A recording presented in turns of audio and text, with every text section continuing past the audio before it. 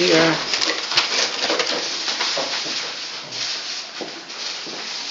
Are we ready? Shall I begin? Okay. Maybe 1 second. Sorry. Okay. Mr. Sommer? Okay. Shall we start with a moment's silence to remember why we're here?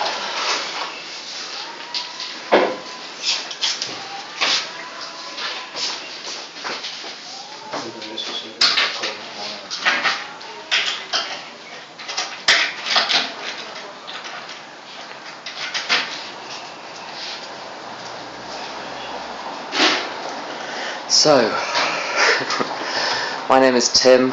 I'm an alcoholic and an addict and many other things. I've been in AA for over 25 years, since I was 21. And I've been going to Al-Anon or reading Al-Anon literature or talking to Al-Anon people for 23 years, and one of my great mentors in Al-Anon is a Jesuit priest from Oakland in California called Father Tom W. If you can get tapes of his, they're amazing. He says that he came into recovery from alcoholism because of his alcohol use, and he joined Al-Anon in 1978 because he was angry. Hands up who is angry or has been angry.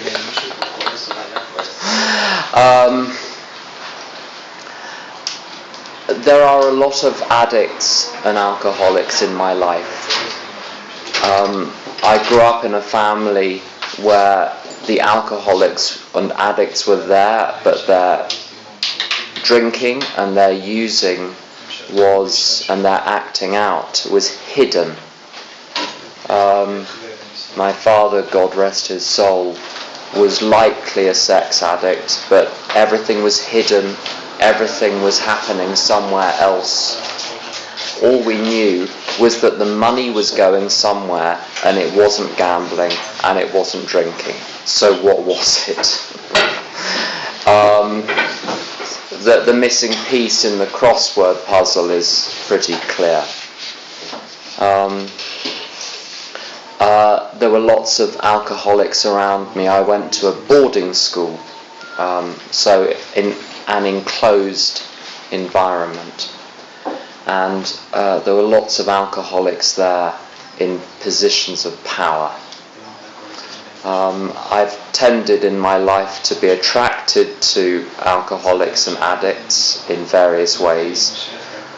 Sometimes they seem a little more alive than ordinary people.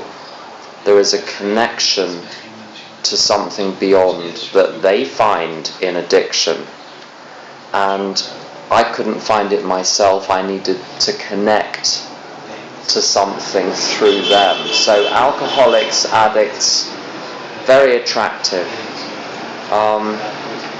And because I've been in recovery for 25 years, I'm surrounded by alcoholics and addicts every day. I do a lot of service in my main fellowship. So I'm surrounded by alcoholic behaviour there, and over the years I've sponsored hundreds of people. So I'm presented with alcoholic behaviour there. And the first sign, I'm going to talk about step 1 today, why I need step 1 today. I don't know if any of you have had the experience of getting a phone call, or if you use text, getting text, if you use email, getting an email, and you see the name and immediately your stomach starts to turn over and you don't know what they've said yet, but there is this immense sense of threat. And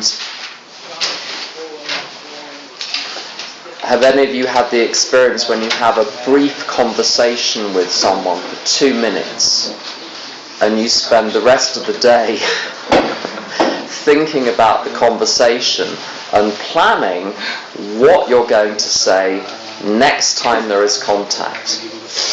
Because this is too important to allow God to inspire you in the moment. So you need to plan very carefully to stop whatever it is happening.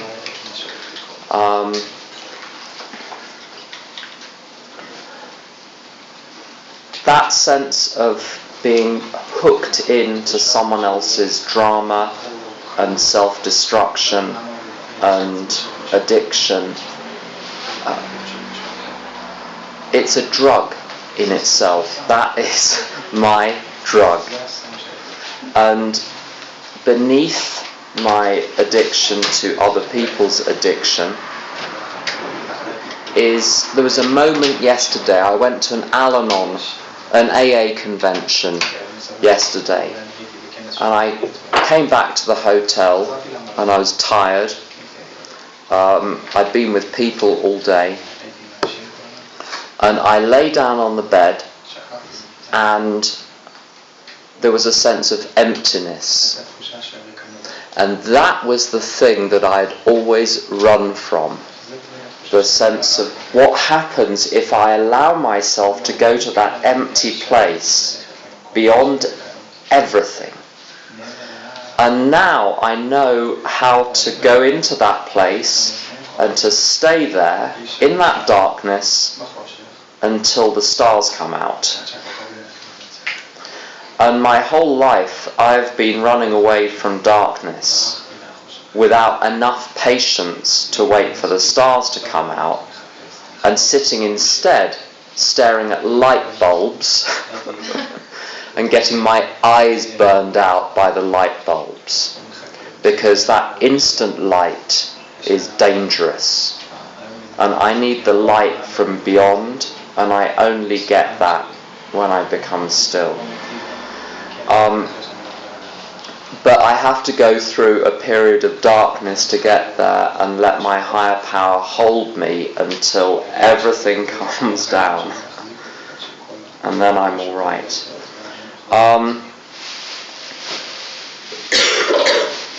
There are some rules that people have in Western society, and maybe these rules operate in Israel as well. I don't know Israel well enough, but there are enough Americans here, you may have been infected by the American disease. The first rule of Western society is don't have anything wrong with you. The second rule of Western society: if there is something wrong with you, get over it quick. I.e., within a few days. You know, when you share at a meeting about something, and then 1 week later, you're still sharing about the same thing, and everyone says, that was last week, haven't you gotten over it yet? The third rule of Western society is, if you've got something wrong with you and you can't get over it quick, shut up about it. Don't tell anyone. Fourth rule: if you must talk about it, go somewhere else. If you can't get over it, if you won't go somewhere else, if you must talk about it, at least have the grace to look ashamed. And this programming is within me at cellular level. It is in the cells. So I grew up in a house where no one is allowed to have anything wrong with them. And I had to pretend my whole life there was nothing wrong with me. And as an adult, that switched, and I would panic if anyone was in front of me with a problem. If you have a problem, I have a problem. If you are unhappy, I am unhappy. I need to stop you from being unhappy so that I can relax. So being unable to let other people be broken, be damaged, be unhappy for decades. And this is where my Al-Anonism, my Anonism comes in, is different coping mechanisms with being surrounded by addiction and what looks like threat. The first one is the bulldozer. And the bulldozer goes through the world not interested in what is there. I have a plan. The plan is going to be implemented. If you don't get out of the way of the bulldozer, you will be flattened. So there is no knowledge of other people, there is no interest in other people, there is a plan. And the plan is always this. I heard a priest in Al-Anon many years ago say, I thought I could achieve security through order.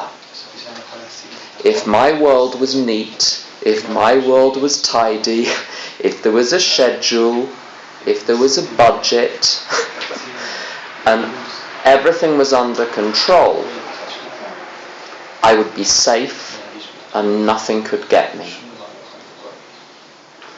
And so this is where the bulldozer comes in, because as an anonic, I don't know how you're going to translate anonic. Oh, we call it Anon. Okay. As an anonic,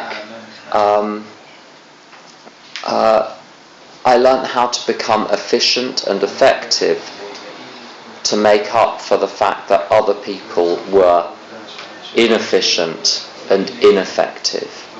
So I could do my job, I could do your job, I could do both at the same time and still have time to worry. My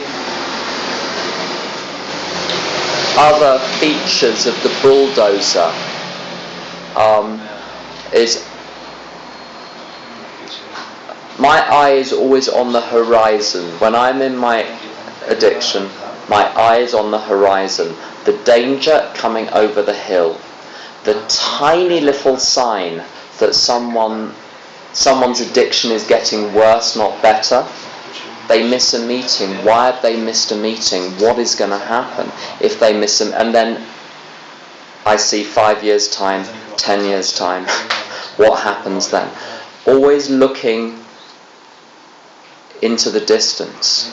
And I've got some very close friends in recovery, and one of them relapsed very badly on drugs and alcohol 11 years ago and got sober and clean 8 years ago.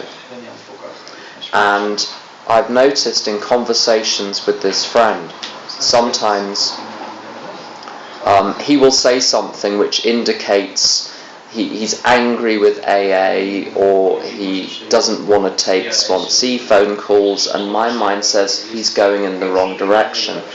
And I realise sometimes I've stopped breathing. When a deer or another frail animal is in the woods and it hears a noise, it stops and it stops breathing, because if it moves, the wolf will hear it. And so I can watch today for when I go, and I realise that I've spotted a danger and I need to pay attention very carefully. or they will get you. And I'll notice that detail, the sign that something is going wrong in someone else's recovery, and I stop listening to anything else they have said. And my mind immediately starts saying, how can I persuade this person to turn the ship in the right direction? And this is where the second feature of my Al-Anonism comes in. So we've had the bulldozer. Now we have the controller.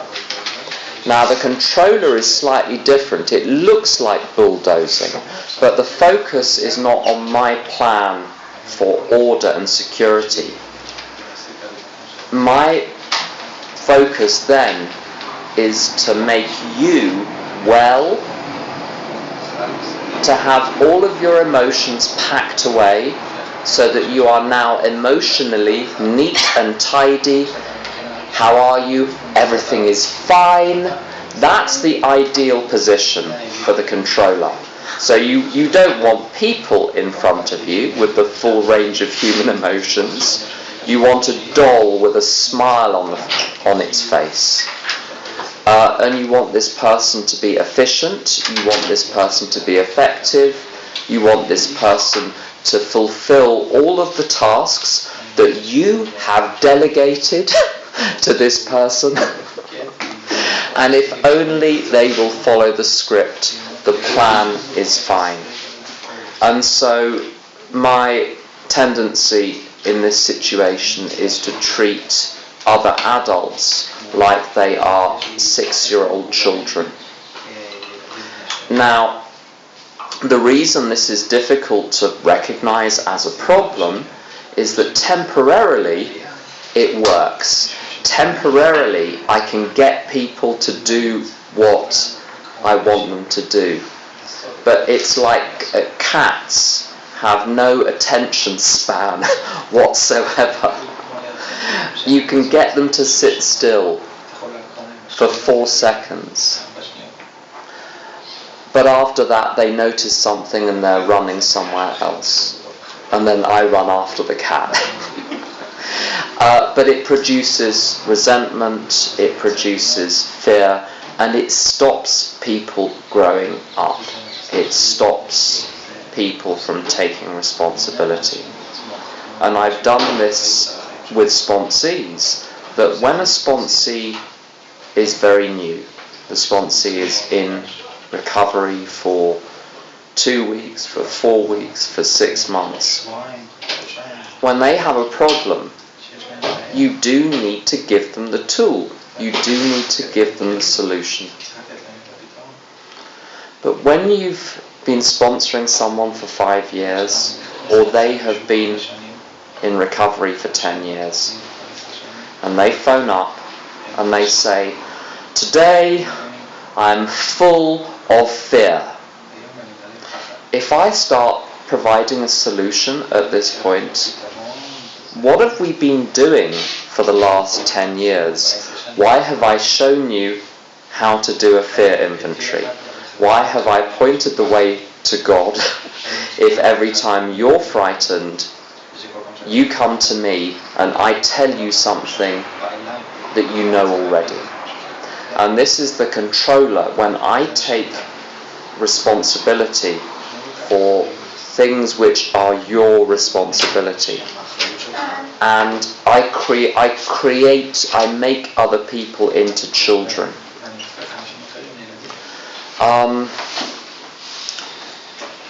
The third type of response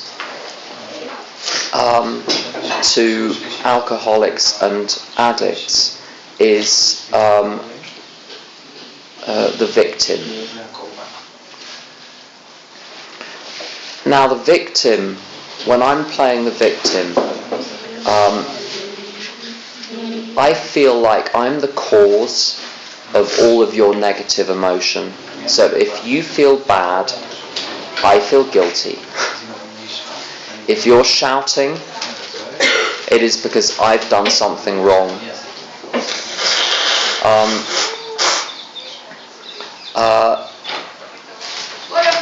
if I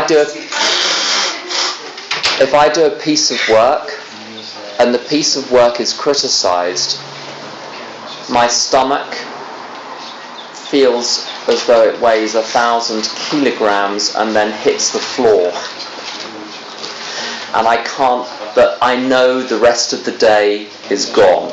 All I will think about is the thing that I have done wrong.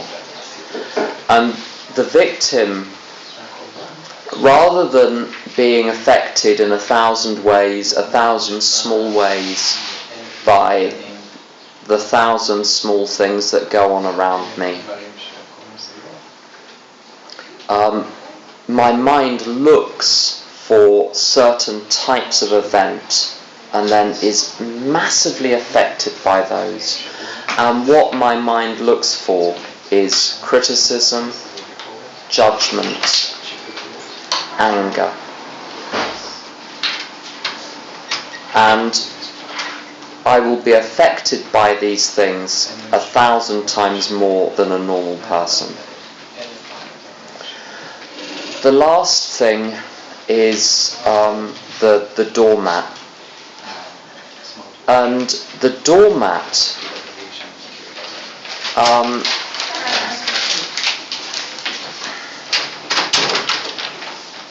imagine putting your hand on a hot stove, and then you look at your hand and it is now red, it is burned, it is covered in blisters, and you feel nothing. And someone says to you, why are you doing this to yourself?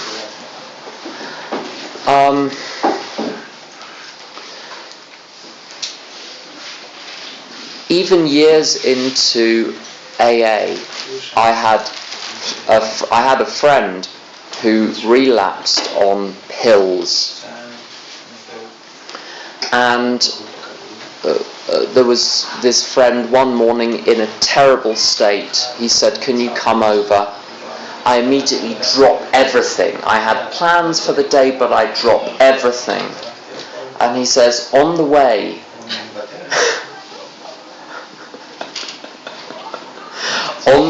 can you stop by the chemist's and buy me this pill with this ingredient?" And for this was like 17 years sober. For a moment, I almost went to the chemist's. I felt very proud of myself for not going to the chemist's, but I didn't turn around and go home. This is called a slip. So when they have the slip, I have the slip. That all of the behaviour comes in. Because the fear is, if I stop supporting the alcoholic and the addict, it's actually going to get worse. So I need to stop. I need to provide love and support. I was told by my sponsor, and actually I'm going to go back. I had a good clear 6 or 7 years without any serious Al-Anon slips, between 10 years in recovery and 16 years in recovery. My best friend relapses, and I immediately do everything that I'd been telling other people for the previous 6 years not to do. And I could not see it. It was extraordinary. And what my sponsor said to me once I told the truth was that if you stop him from hitting his rock bottom, he will die. If you step back and allow him to hit the rock bottom, he may die, but he may recover.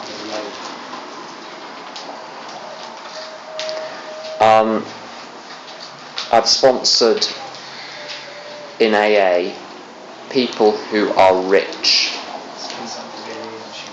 and it's very rare for them to get sober because there is a safety net to catch them. And it's the people where there's no safety net to catch them who hit the rock bottom. So I've got to not be the safety net. And the safety net, being the safety net, this is the doormat. Being the safety net may stop them from ever getting well, and it will take me into hell with them. So I needed to save the only life I can save, which is my own.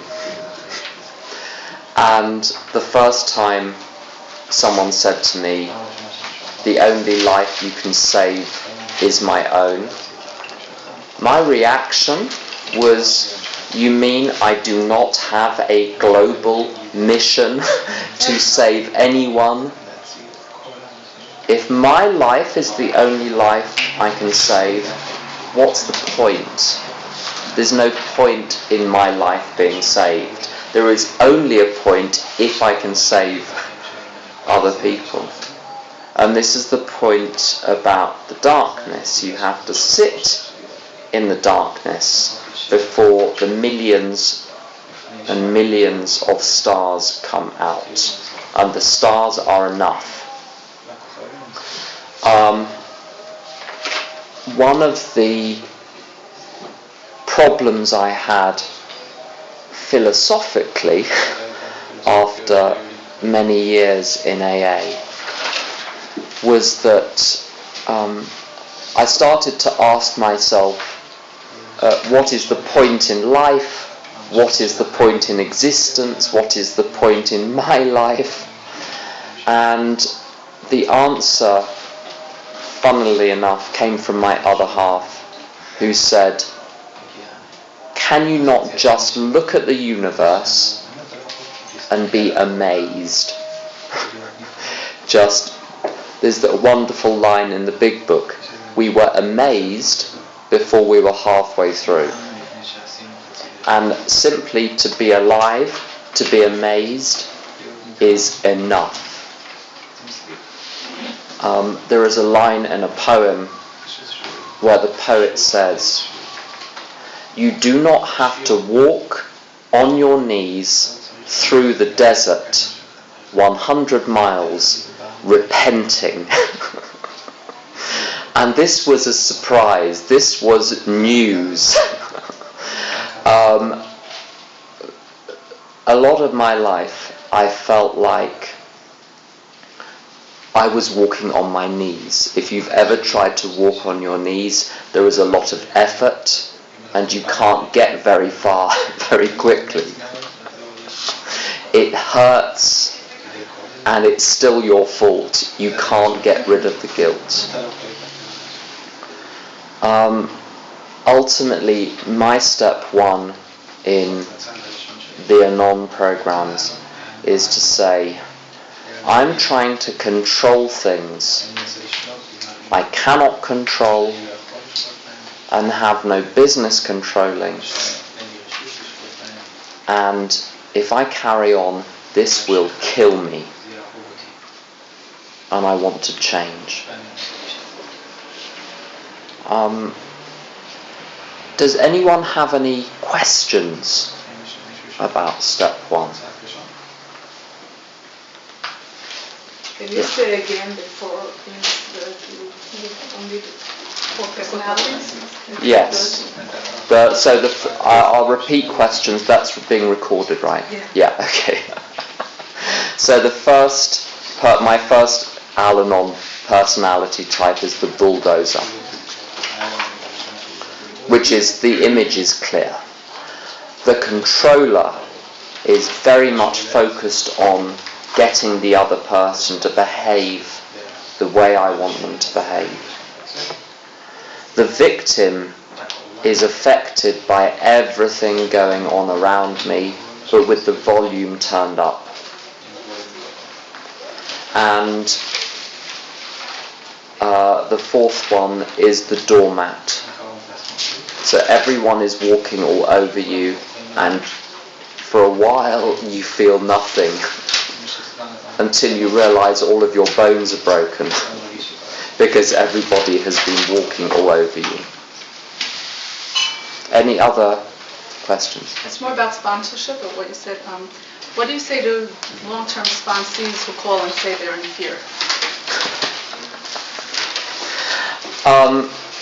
First of all, I try and be gentle. Could you repeat the question, sir? Yeah, sorry. The question is, how do you respond to, I'll broaden the question, how do you respond to sponsees who have been in the programme for a long time, but who call with very basic emotional difficulties? I explain very carefully what is going on. I'll say, I can do for you what you cannot do for yourself, but I will not do for you what you can do for yourself. And I think that you have enough tools to start working on this problem, and you take your tools, apply them to this problem, take it as far as you can, and then if you have any questions, then ask. And if you just want to share, come to my home group, we'll go for dinner afterwards, you share over dinner. But telephone calls in the middle of the working week, business is business.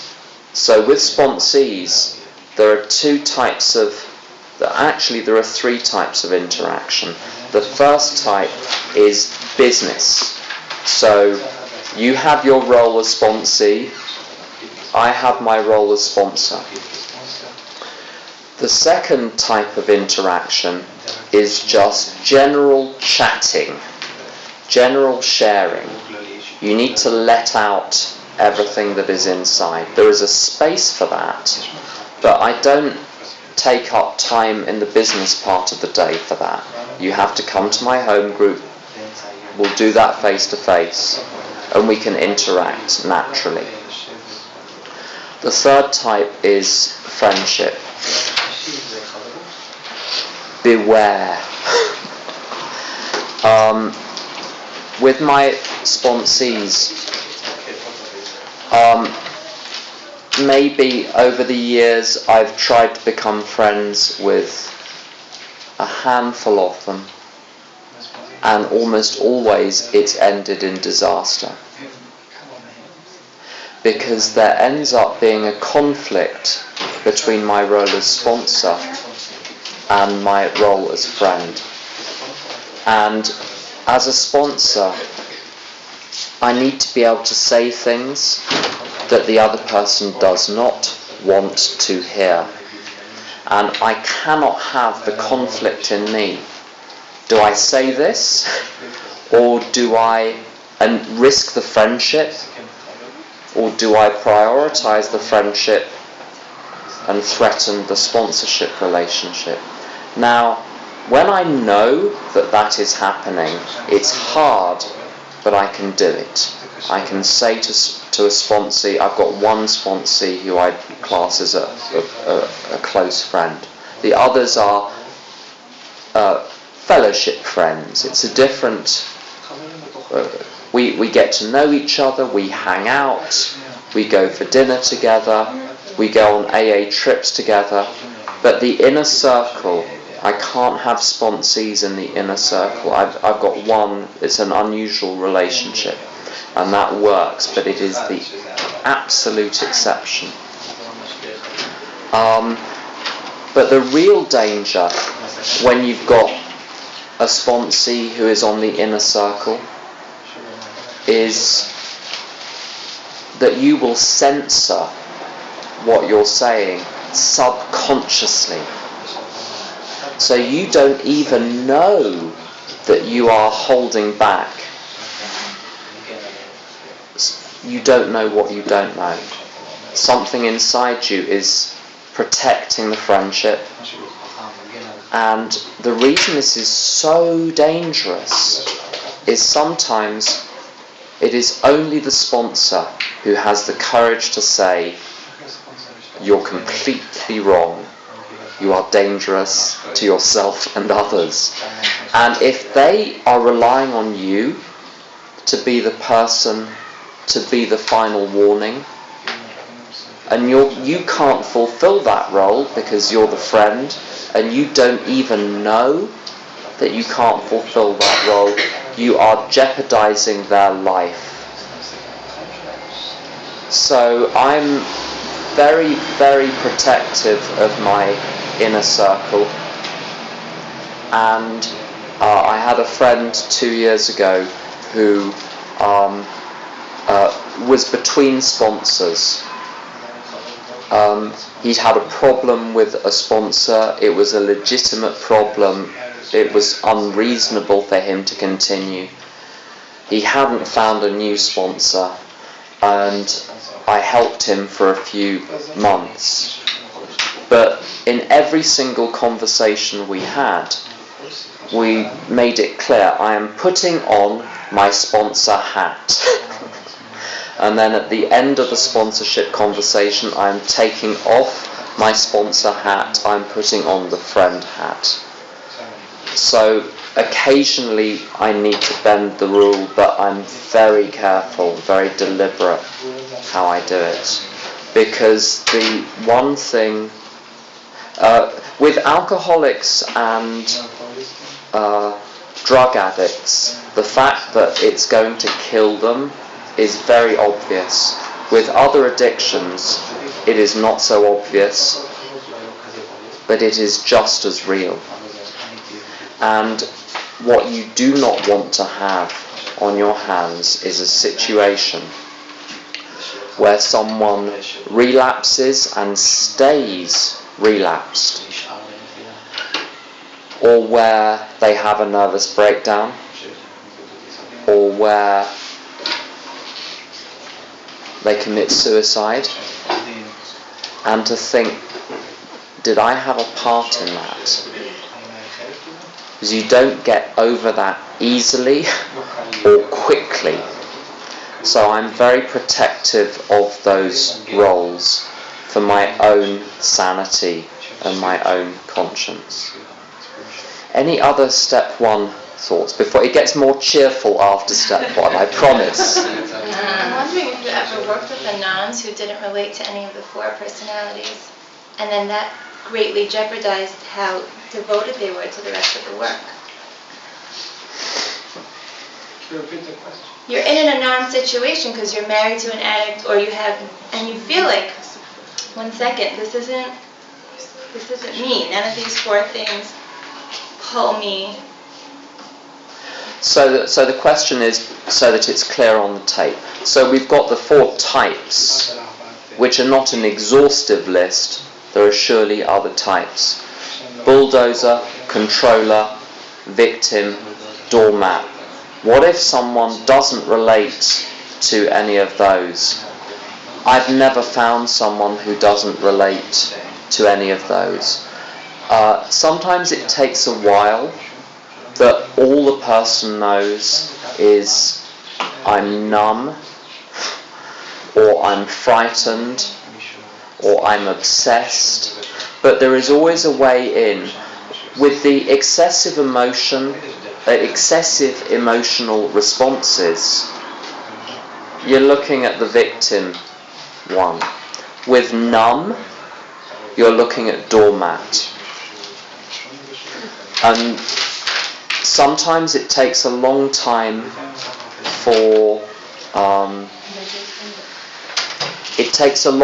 to defrost an Al-Anon.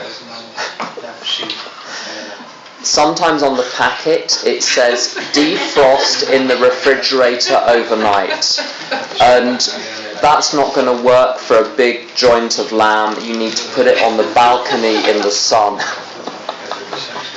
So with the Anons, especially if they come into this Anon, that Anon by accident, without really wanting to. It can take a long time to thaw out and to realise what is going on. So then just wait. Whatever needs to rise to the surface will rise to the surface. There's a great line in the big book about the stories where it says, "We hope you pause when reading one of the stories and say, yes, I felt like that," or, well, I can't remember the next thing it says, let me look up.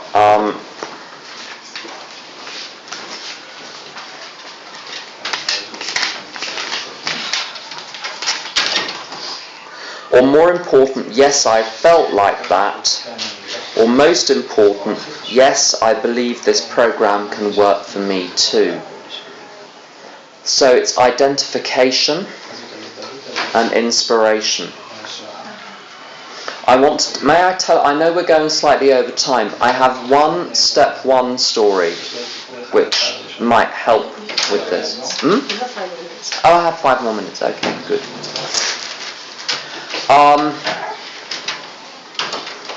Actually, it's 2 stories. One of the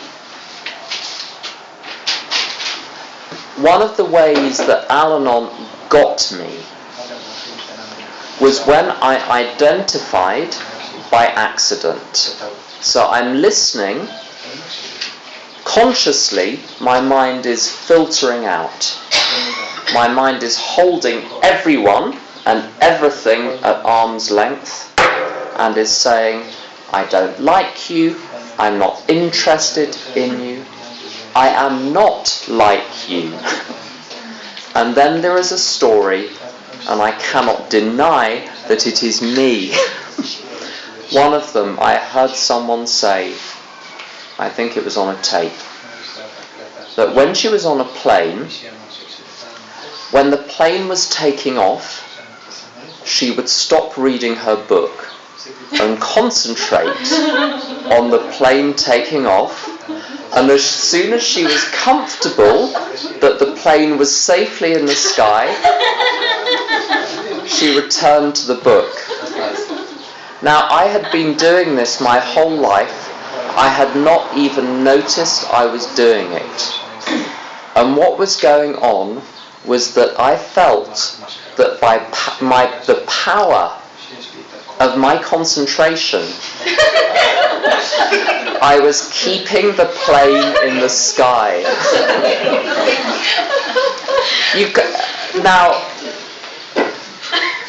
If you do that, you cannot deny that you do it. You know that you do it.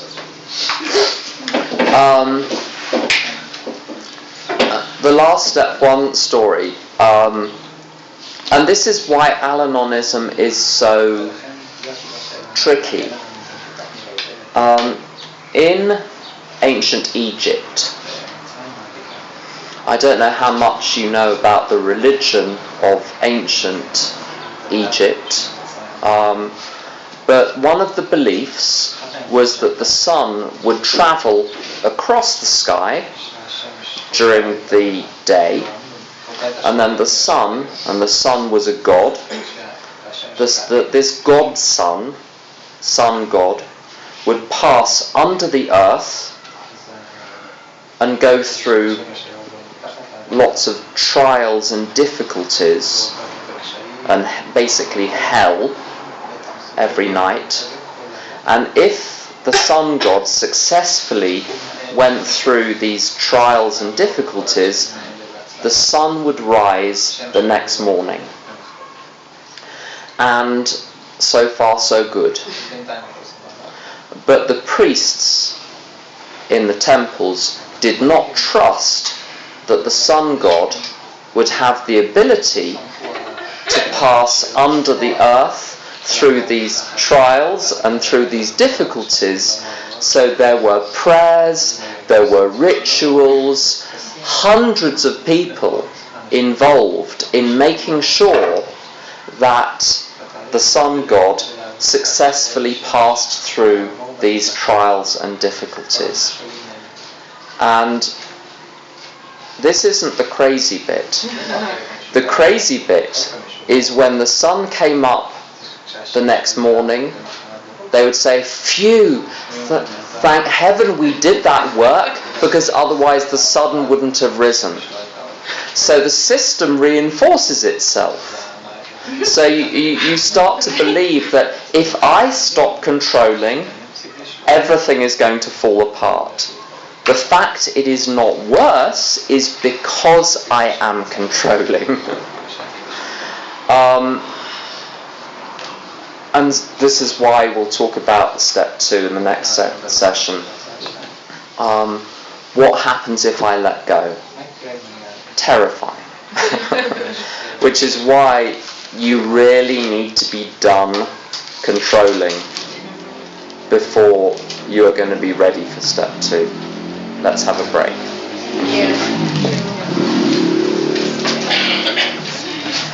Thank you. What's the name of that father?